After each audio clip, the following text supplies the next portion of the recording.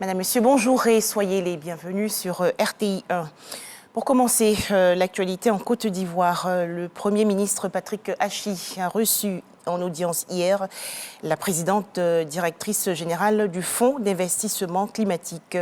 Mafalda Duarte a présenté sa structure au chef du gouvernement ivoirien et fait le point sur ses activités.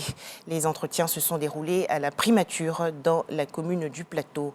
Plus de détails dans l'édition de 13h.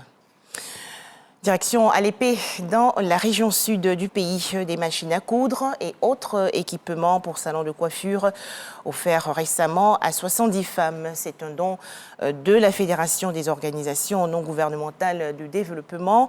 Objectif, favoriser l'autonomisation économique des femmes. À noter également que les 70 bénéficiaires ont suivi une formation en couture et coiffure.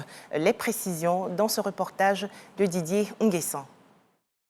Elles ont été formées durant 6 mois au métier de la couture et de la coiffure par la Fédération des ONG de développement de Côte d'Ivoire, FEDOCI.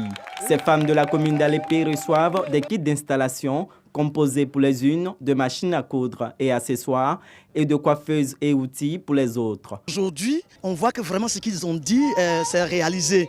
Donc je suis très heureuse et puis avec tout ce qu'on nous a donné, nous allons nous mettre ensemble pour que nous puissions construire nos magasins pour pouvoir travailler ensemble. Le projet d'autonomisation économique des femmes chefs de famille et des mères-filles est financé par la Banque arabe pour le développement économique en Afrique, BADEA. Dans un premier temps, c'était d'abord les femmes chefs de famille et les jeunes filles qui avaient des enfants, donc les filles mères.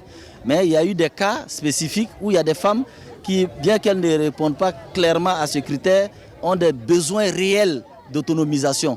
Donc ces 3 éléments, nous avons mis ensemble pour retenir les bénéficiaires de ce projet. Et nous allons identifier les zones d'installation et leur apporter des appuis, puisque les formatrices, il y a 2 lots de formatrices, il y en a qui venaient d'Abidjan et il y a d'autres qui sont sur place à Alépé, qui pourront les encadrer si elles ont des difficultés. Ce projet vient à point nommé, car pour ma part, c'est un projet qui épouse la vision du président, son excellence Alassane Ouattara. Nous, au niveau de la mairie, je pense que nous saurons faire l'essentiel pour pouvoir installer ces braves bénéficiaires. Les bénéficiaires sont au nombre de 70. Merci. Toujours en Côte d'Ivoire, la lutte contre les violences basées sur le genre. L'organisation non gouvernementale Bloom a offert récemment un dîner gala de charité. Objectif, collecter 1 milliard de francs CFA pour la construction d'un centre d'accueil et de prise en charge des victimes de violences basées sur le genre. Cette structure sera construite à Duékoué, dans la région ouest du pays. En image, l'actualité hors de chez nous, la Banque mondiale a annoncé hier la suspension, et cela jusqu'à nouvel ordre, de son cadre de partenariat avec la Tunisie, en raison des agressions contre des ressortissants subsahariens, après le discours le 21 février dernier du président Kais Saied contre l'immigration clandestine.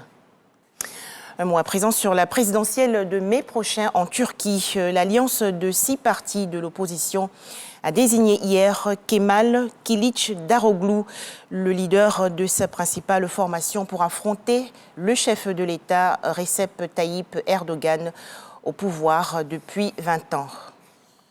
Pour terminer, l'actualité en Biélorussie, l'opposante Svetlana Tikhanovskaya, désormais en exil, a juré hier de continuer sa lutte et ses activités politiques après avoir été condamnée par contumace à 15 ans de prison lors d'un procès.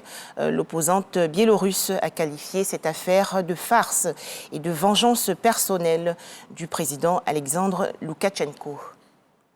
Merci de nous avoir suivis. À 13h, le journal de RTI 1.